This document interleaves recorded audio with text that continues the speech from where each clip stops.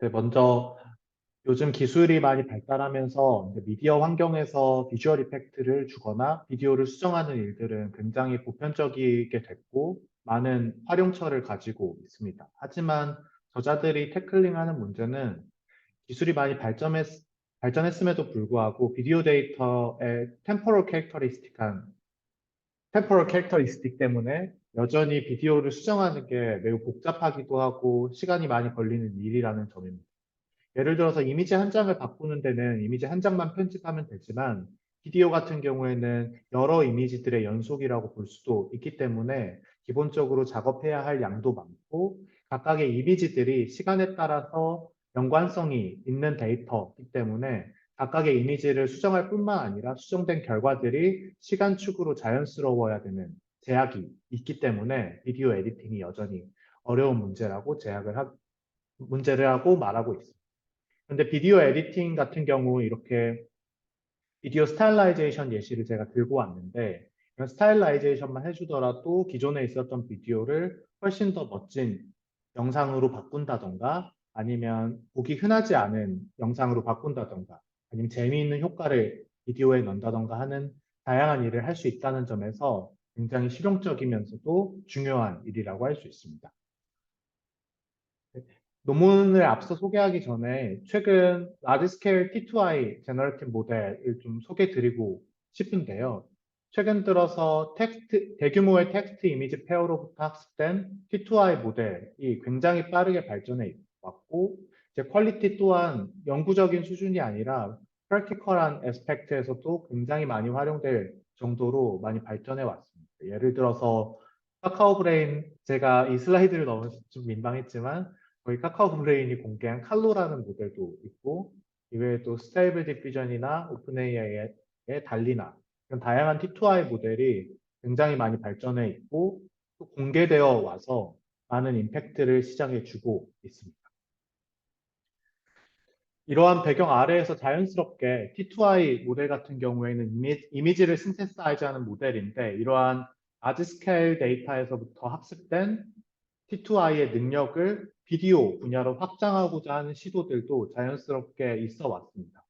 예를 들면 최근에 공개된 튜너 비디오라는 논문도 있는데요. 이 논문뿐만 아니라 대부분의 어프로치들이 기존에 학습된 T2I 모델에 완전 처음부터 학습하는 게 아니라 그 모델 위에 추가적으로 몇 개의 레이어를 도입을 해서 파인 튜닝을 한다든지 하는 방식으로 기존 T2I 모델을 다이렉트하게 T2V, 텍스트 투 비디오로 확장하려는 시도들이 있습니다. 예를 들면 튜너 비디오 같은 경우에는 한 장의 비디오가 주어졌을 때 이제 그걸 다른 방식으로 편집할 수 있는 비디오 신테사이즈드 모델인데요. 이 경우에서도 스테이블 디퓨전에서 사용하고 있는 유넷 아키텍처를 그대로 두면서 각각의 어텐션 블락 뒤에 이런 T 어텐션이라는 부분, 즉 템포럴 어텐션, 템포럴 어텐션을 추가해서 그 부분을 파인 튜닝 한다던가 아니면 기존 비디오 생성 연구들은 이런 템포럴 어텐션이나 템포럴 컨볼루션을 레즈블락에 추가적으로 도입한 뒤에 전체를 파인 튜닝하는 방식으로 어떻게 보면 T2I 모델에 레이어를 몇 개 추가해서 비디오를 파인 튜닝해서 템포럴 컨시스턴시를 배울 수 있도록 하는 어프로치들이 대부분 있는 상황이었습니다. 이런 배경 아래에서도 이 연구도 비디오 투 비디오 신테시스 태스크를 위해서 프리트레인 T2I 모델에 추가적인 모듈을 도입을 하고 파인 튜닝을 함으로써 기존 T2I 모델을 비디오 신테시스 모델로 확장하는 연구인데요. 이 페이퍼를 간단하게 요약하면 말씀드린 대로 T2I 모델을 비디오 신테시스로 확장하겠다. 그리고 그럼 어떻게 확장할 건지가 중요한데 일단 인풋 비디오가 주어지고 거기에 대한 컨디션, 예를 들어서 내가 이 비디오를 이런 식으로 수정하고 싶어 라고 말하는 컨디션이 텍스트 또는 이미지로 주어지는 상황에서 새로운 비디오를 만들도록 기존 T2I 모델을 변형해서 추가 학습을 합니다. 그러면 이때 새로운 비디오를 만들 때 어떤 식으로 만드냐라고 정의를 해야 되는데 여기 이 논문에서는 스트럭처와 컨텐츠 이 두 가지 개념을 정의를 합니다. 이렇게 스트럭처와 컨텐츠는 이제 뒷편에서 제가 자세히 소개해 드릴 예정인데, 결과적으로 새로운 비디오는 스트럭처는 인풋 비디오를 따르되 컨텐츠는 컨디션, 주어진 텍스트나 이미지를 따르도록 새로운 비디오를 생성한다고 보시면 될 것 같습니다.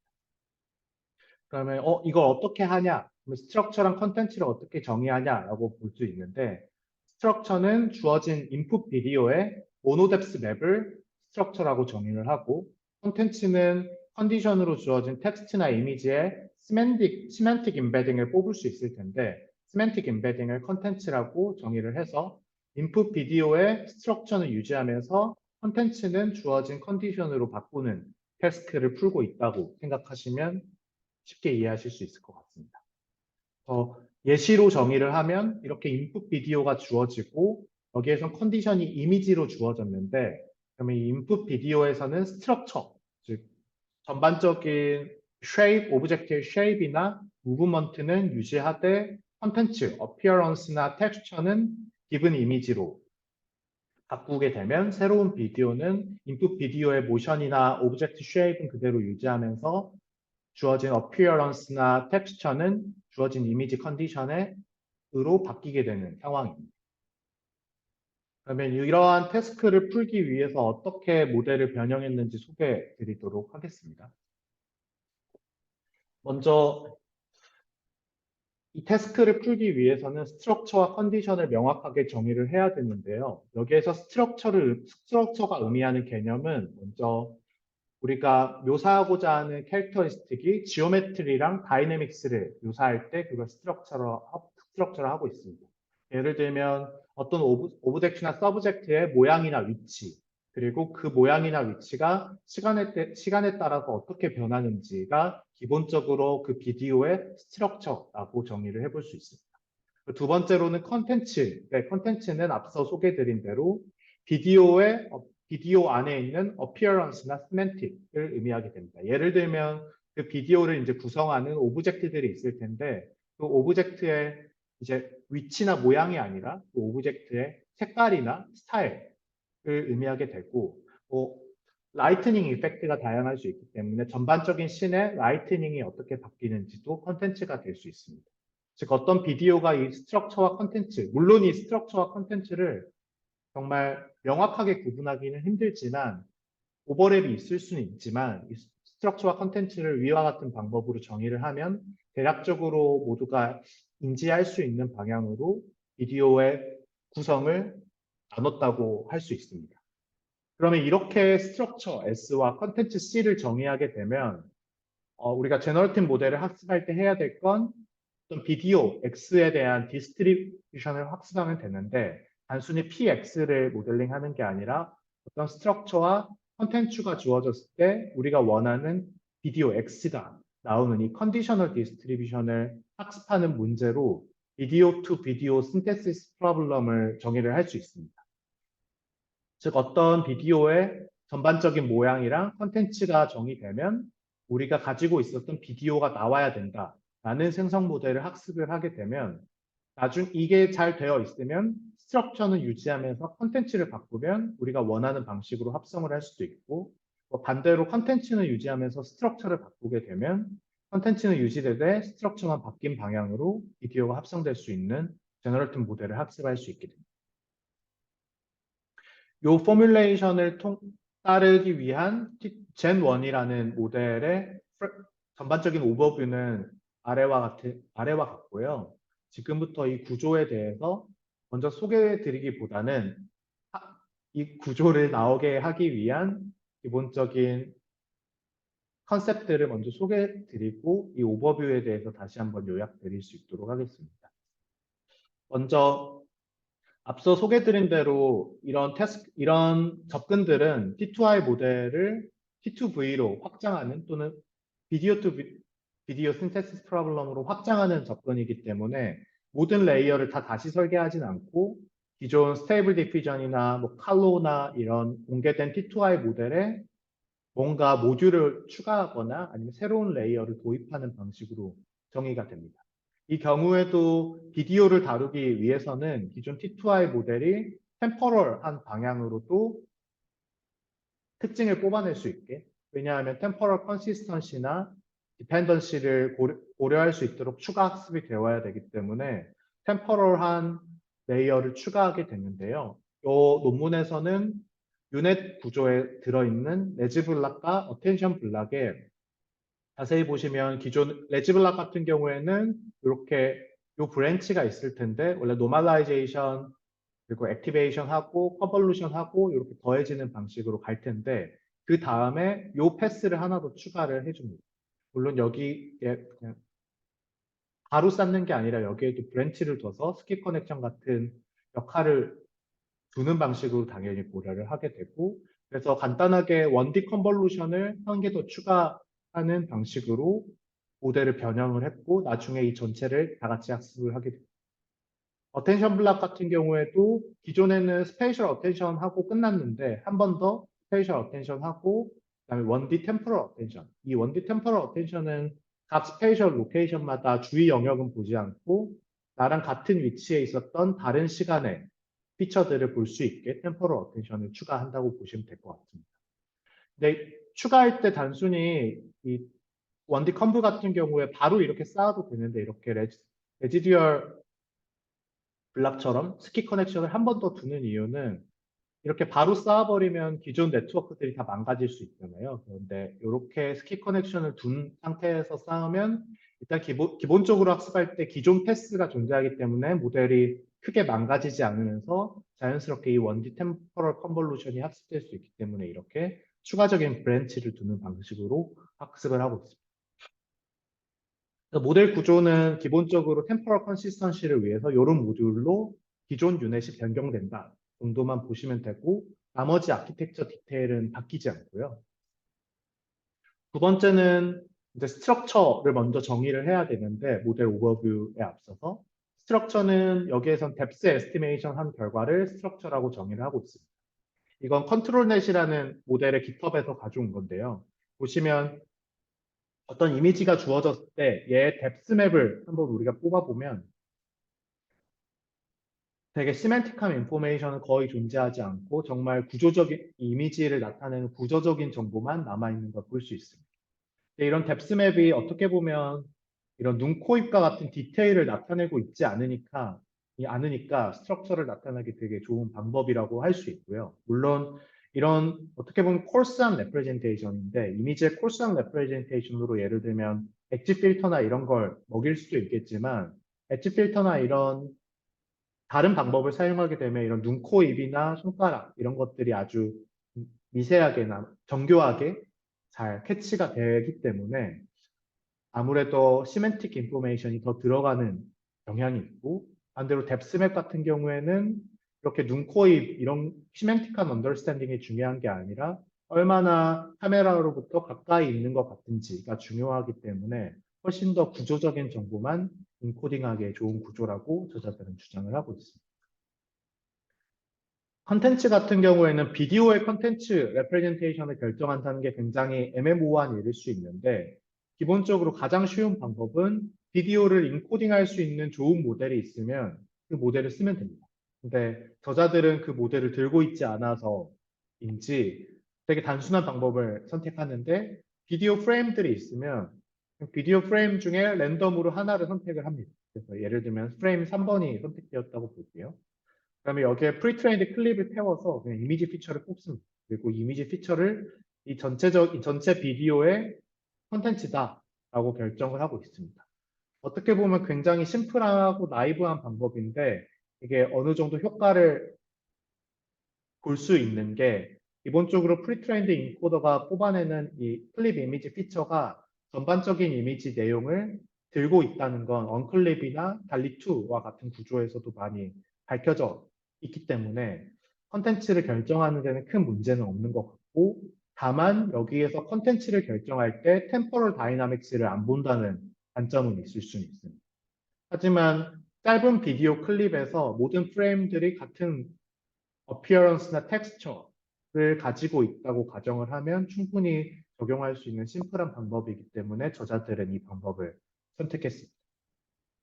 그리고 논문에선 추가적으로 이런 클립 이미지 임베딩이 시멘틱이나 스타일은 굉장히 센시티브하지만 특정 오브젝트나 오브젝트의 사이즈나 위치에 대해서는 insensitive, 즉 민감하지 않다는 발견들이 많기 때문에 컨텐츠 피처에는 아무래도 구조적인 정보는 별로 없고 시멘틱한 정보가 많이 있어서 컨텐츠로 결정하기 좋았다라고 주장하고 있습니다.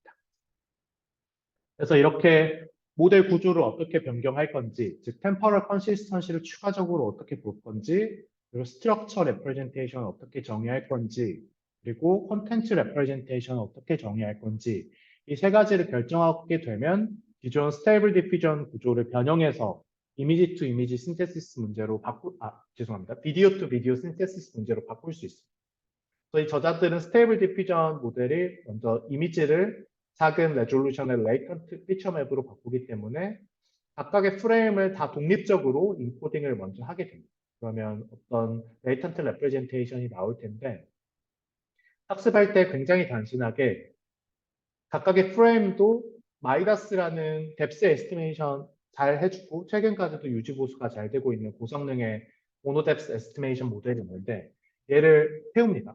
태워서 프레임 바이 프레임으로 다 모노뎁스 에스티메이션을 한 다음에 얘도 스테이블 디퓨전에 들어가 주려면 레졸루션을 맞춰줘야 되기 때문에 기존 스테이블 디퓨전의 오토 인코더의 인코더를 태워서 레이턴트 피처와 사이즈를 맞춰줍니다. 그리고 각각의 프레임에 단순하게 채널 와이즈로 컨캐트네이트 하고 기존 스테이블 디퓨전 모델을 태워주는 구조로 일단 인풋을 설계를 했습니다. 그리고 추가적으로 이제 컨텐츠 레프레젠테이션 같은 경우에는 이 프레임 중에 랜덤으로 한 개 고르고 클립 이미지를 태워서 이미지 피처 임베딩을 고른 다음 원래는 T2I 모델이라서 텍스트가 이렇게 컨디션으로 중간중간 모듈레이션 되면서 들어가는데 그 부분을 그냥 이미지 임베딩으로 컨디션을 걸 수 있게 모델을 바꿔줬습니다. 이게 끝이고요. 그래서 이미지 생성할 때는 같은 방법으로 인풋 비디오가 있으면 스트럭처 뽑을 뎁스 에스티메이션 통해서 뽑고 컨텐츠는 이제 유저가 주어준 이미지나 텍스트로 주어집니다. 근데 만약에 이미지가 주어지면 바로 쓰면 되는데 텍스트가 주어진 경우에는 프라이어 모델, 즉 텍스트 임베딩에서 이미지 임베딩으로 바꿔주는 프라이어 모델이 달리2나 칼로에서 공개를 했는데 요걸 통해서 이미지 임베딩으로 어쨌든 바꿔주고 컨디셔닝을 걸어서 최종적으로 비디오를 생성을 하게 됩니다. 되게 구조가 간단합니다. 요게 전반적인 구조라고 생각하시면 될 것 같고 디테일하게는 한 개 더 있는데요.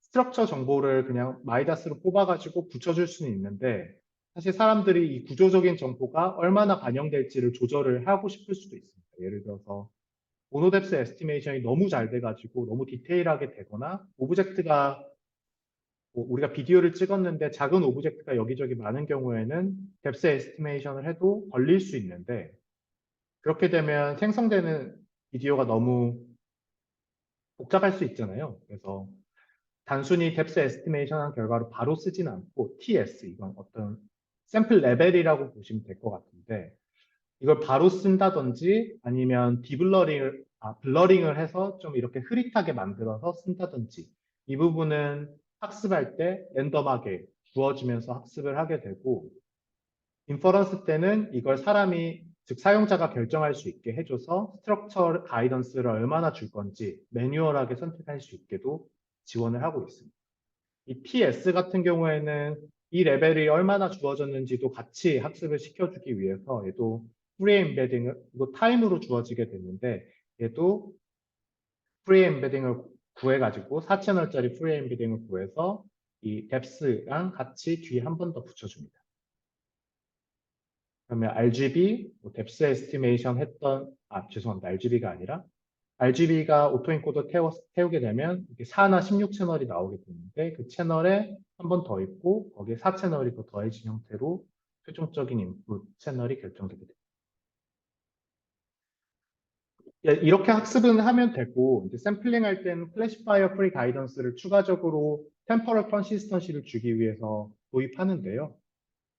그래서 Classifier Free Guidance는 이전 디퓨전 모델 관련된 PR11 발표에도 많이 언급된 것 같아서 바로 방법을 소개드리면 일단 컨텐츠 컨디션이 없고 비디오가 아니라 그냥 이미지 한 장이 주어졌다고, 즉 프레임 바이 프레임으로 템포럴 컨시스턴시 없이 세웠던 예측이 어떤 피벗이 되고, 그 다음에 걔를 기준으로 이제 디퍼런스를 계산하게 되는데, 1차적으로는 이 피벗에 이제 요 파이가 이미지를 태웠다는 걸 의미하게 되는데, 이미지를 태운 게 아니라 이제 비디오를 다 같이 태우고 콘텐츠 레프레젠테이션은 없지만 비디오를 태워서 템포럴 컨시스턴시를 고려했을 때 아웃풋과의 차이를 바탕으로 가이던스를 한 번 주게 됩니다.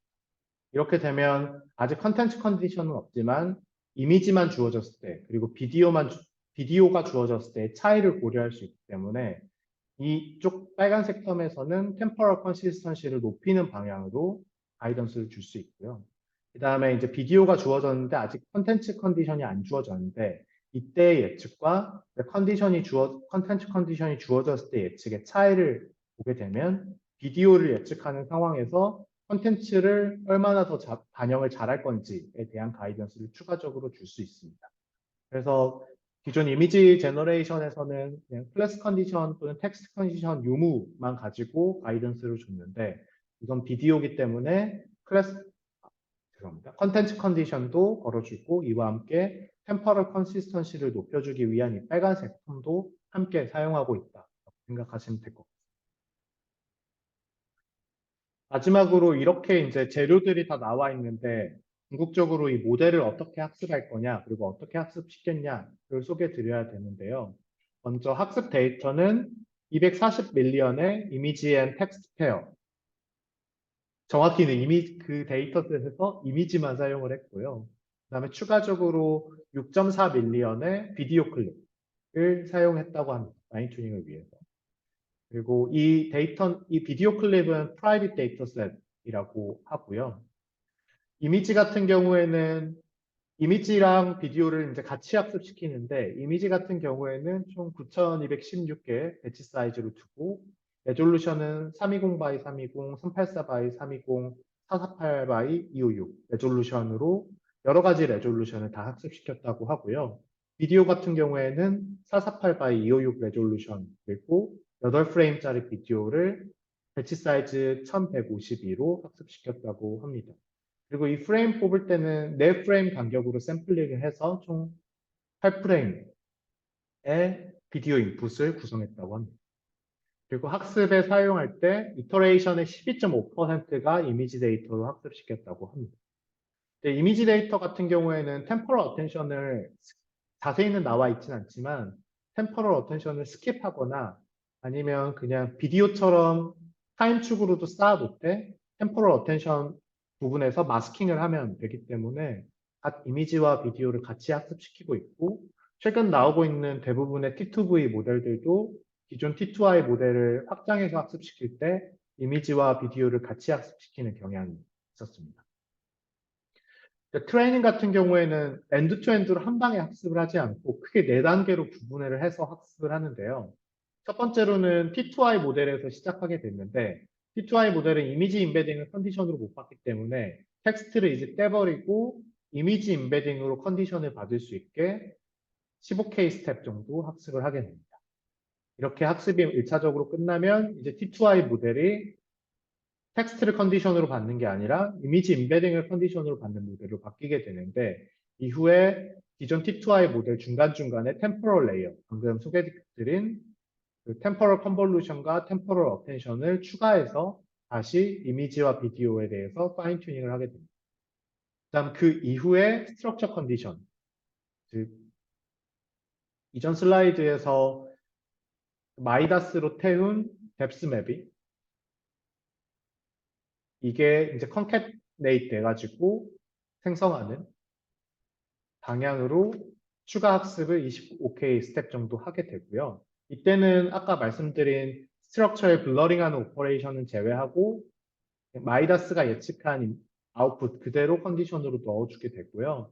마지막으로는 10K 스텝 정도 이 스트럭처 컨디션의 레벨을 블러링 오퍼레이션을 통해서 조절하면서 다양한 레벨로 바꿔주면서 10K 정도 파인 튜닝을 해서 사용자가 스트럭처 인포메이션에 대한 가이던스를 조절할 수 있게 바꿔주게 됩니다. 그래서 총 4가지 스테이지로 트레이닝을 하게 됩니다. 이렇게 트레이닝 했을 때 나오는 결과는 놀라우면서도 놀랍진 않지만 활용처가 굉장히 많다고 볼 수 있을 것 같아요. 예를 들어서 윗줄에 있는 게 인풋 비디오고 왼쪽에 준 게 텍스트인데 이제 이 텍스트를 기존 언클립, 뭐 달리2 또는 칼로에서 사용했던 언클립 구조의 프라이어 모델을 이용해서 텍스트 임베딩을 이미지 임베딩으로 바꿔준 다음에 이제 제논 프레임워크에 넣게 되면 텍스트를 잘 반영해서 구조는 그대로 유지되면서 스타일만 바뀌는 걸 볼 수 있습니다. 여기에서 또 예를 들면 뭐 이런 자동차 움직이는 비디오가 있는데 여기에서 Car on a snow-covered road in the countryside 하면 여기 눈이 없었는데 여기 눈이 슉 쌓이는 걸 볼 수 있습니다. 그리고 이건 아직 퀄리티는 엄청 좋진 않지만 그래도 이곰 영상에 A space bear working through the stars 이러면 되게 우주에 온 것처럼 뭐 이게 잘 됐다고 봐야 될지는 모르겠지만 그래도 우주적인 느낌은 나는 것 같습니다. 또 이제 단순히 텍스트뿐만 아니라 원래 이미지 컨디션으로 줬기 때문에 이미지 컨디셔닝을 바로 걸 수 있습니다. 이 첫 번째 컬럼에 있는 게 인풋 비디오 프레임이고요. 이제 이쪽 첫 번째 로우에 있는 게 이미지 컨디셔닝인데 뭐 이게 같은 씬이니까 이렇게 하면 뭐 원래 바뀌면 안 되는데 좀 바뀌네요. 네, 근데 네, 사실 바뀌면 안 되는데 많이 바뀌죠. 네, 근데 이제 이 비디오를 이렇게 완전 다른 컬러나 뭐 텍스처가 주어진 걸 컨디셔닝을 걸게 되면 뭐 비디오도 바뀌는데 뭐 사람도 좀 바뀌는 걸 볼 수 있죠. 어떻게 보면 클립 임베딩에 시멘틱 레프레젠테이션이 많이 들어 있으니까 뭐 늙은 사람으로도 바뀌고 이 여자로도 바뀌고 이렇게 어느 정도 이미지 컨디셔닝을 걸 때 단순히 스타일만 바꾸는 것뿐만 아니라 기본적인 컨텐츠가 바뀐다라고 볼 수 있어요. 뿐만 아니라 이런 모델을 이제 어떻게 쓰는지가 중요할 텐데요. 이제 어떤 인풋 비디오가 있을 때 어떤 시멘틱 마스크를 우리가 다 추정할 수 있다고 한번 볼게요. 이때 이 논문이 나올 때는 쓰진 않았지만 뭐 트랙 애니띵, 세그먼트 애니띵을 이용한 트래킹에 이용한 트랙 애니띵이라는 모델도 사용해 볼 수 있을 것 같은데 이렇게 마스크를 구하게 되면 이 비디오에 대해서 먼저 스타일을 다 바꾼 다음에 원래 비디오가 있었던 자리, 이 마스크가 있었던 자리에는 원래 비디오를 붙여넣게 되면 이렇게 스케이트보드 탄 사람이 배경만 바뀌는 식으로 이런 에디팅도 할 수 있습니다. 근데 이렇게 정성적인 결과뿐만 아니라 정량적으로도 평가를 해야 될 텐데 정량적으로 평가하는 게 이게 되게 어렵잖아요. 그래서 이 논문에서는 유저 스터디를 1차적으로 진행을 했습니다.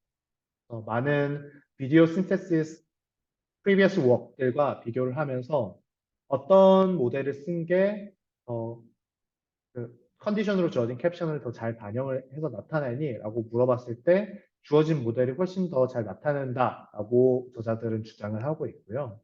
흥미로운 내용은 여기 뎁스 SD 보시면 이 뎁스 SD는 스테이블 디퓨전이 뎁스 컨디션을 받을 수 있도록 한 모델입니다.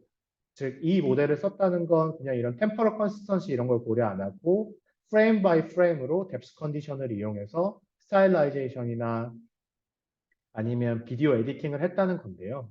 그 모델보다 훨씬 더 좋은 프리퍼런스를 갖고 있는 걸 볼 수 있습니다. 그래서 이 결과를 바탕으로 볼 때 단순히 프레임 바이 프레임으로 신테시스 하는 것보다 이런 템퍼럴한 릴레이션을 고려해서 비디오 에디팅을 하는 모델을 도입하는 게 퀄리티적인 면에서는 굉장히 중요하다라고 말할 수 있을 것 같습니다. 그리고 한 가지 더 분석을 한 건 프레임 컨시스턴시 그리고 프롬프트 컨시스턴시 두 가지를 고려를 하는데요. 프레임 컨시스턴시 같은 경우에는 이제 생성된 이미지들의 프레임들을 가지고 다 클립 이미지 임베딩을 뽑습니다. 그리고 페어와이즈로 시밀러리티를 계산을 해서 평균을 낸 겁니다. 그래서 프레임 컨시스턴시가 높다는 말은 모든 프레임에 다 비슷한 이미지 임베딩을 가지고 있다라고 표현할 수 있는데 저자들은 이 프레임 컨시스턴시가 씬 체인지가 되지 않으면 굉장히 중요하다고 보고 있고요. 그리고 프롬프트 컨시스턴시는 이제 주어진 컨디션으로 주어진 텍스트 임베딩이나 이미지 임베딩과 생성된 비디오의 각 프레임의 이미지 임베딩이 얼마나 비슷한지를 봐서 컨디션이 얼마나 반영됐는지를 간접적으로 보는 지표라고 볼 수 있는데 기존 뎁스 SD 같은 경우에는 프롬프트 컨시스턴시, 즉 프레임 바이 프레임으로 처리하더라도 텍스트는 잘 반영하기 때문에 프롬프트 컨시스턴시는 높은데 이 템포럴 컨시스턴시가 굉장히 낮은 걸 볼 수 있어요. 즉 프레임 바이 프레임으로 처리를 하게 되면 각 프레임은 잘 만들지만 프레임 간 연결성이나 관계가 약해질 수 있다라고 생각해 볼 수 있는데 여기서 제안한 모델은 이 갈색과 분홍색인데 하이퍼 파라미터마다 다르지만 전반적으로 높은 수치를 보여주고 있다라고 주장을 하고 있습니다. 마지막으로 드림부스를 사용한 모델을 바탕으로 이렇게 해볼 수도 있을 텐데요. 죄송합니다. 드림부스를 사용한 모델을 바탕으로 한 게 아니라 이렇게 제넌을 학습시켜 놓은 다음에 이 제넌 위에서 드림부스를 추가적으로 학습시켜서 personalized 된 비디오 투 비디오 신테시스 모델을 만들어 볼 수도 있을 텐데요. 예를 들어서 이 애니메이션에 나오는 캐릭터들 한 250 스텝 또는 2500 스텝 정도 파인 튜닝을 한 다음에 생성을 하게 되면 보시면 커스터마이제이션, 즉 드림부스로 파인 튜닝을 더 안 하면 이 인풋이 주어졌을 때 만드는 게 갈색 머리에 비슷하긴 하지만 얼굴이 전혀 다른 걸 볼 수 있는데 드림부스로 파인 튜닝을 하고 스트럭처 정보를 좀 블러링 처리를 해주게 되면 보시면 거의 똑같은 얼굴이 되는 걸 볼 수 있습니다. 즉 이렇게 스트럭처 블러링을 안 해주게 되면 원래 얼굴 구조가 어느 정도는 잘 남아있기 때문에 얼굴형이나 이런 게 잘 안 바뀔 수 있는데 블러링을 해주고 드림부스를 사용하게 되면 이제 얼굴 자리에 딱 이게 들어와야 된다 이런 걸 배울 수 있기 때문에 어떻게 보면 비디오 에디팅 또는 비디오에서의 페이스 스와핑도 어느 정도는 정말 정교하진 않을 수 있지만 어느 정도는 수행할 수 있다라고 이야기하고 있습니다.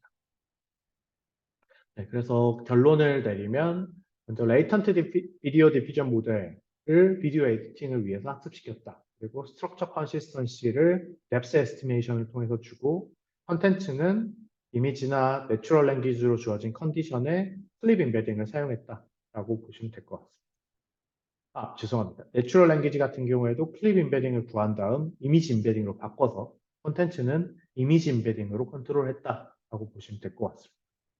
그리고 temporarily stable한 리절트를 주기 위해서 즉 프레임 바이 프레임으로 바꾸면 temporal consistency가 떨어지니까 이를 추가적으로 학습하기 위해서 temporal layer를 추가했다. 1D convolution과 1D temporal attention을 추가적으로 도입해서 학습을 시켰고 샘플링 테크닉, classifier free guidance에서도 temporal consistency를 높이기 위한 텀을 하나 더 도입을 했다고 보시면 될 것 같습니다. 그리고 최근 컨트롤넷이나 T2I 어댑터나 다양한 컨트롤러블리티를 높이기 위해서 다양한 방법들이 제한되고 있는데 비디오 에디팅에서도 자연스럽게 단순히 뎁스 에스티메이션뿐만 아니라 페이셜 랜드마크나 포즈 에스티메이션이나 다른 3D 프라이어 컨디션을 추가적으로 이용한다면 단순히 뎁스만 이용하는 것뿐만 아니라 다양한 컨디션들을 조합해서 비디오 에디팅을 할 수 있는 시대가 올 것 같다라고 저자들은 이야기하면서 이 논문을 끝내고 있습니다. 네, 제가 준비한 발표는 여기까지고요. 제가 오랜만에 발표를 해서 지루할 수도 있었을 텐데 발표 들어주셔서 감사합니다.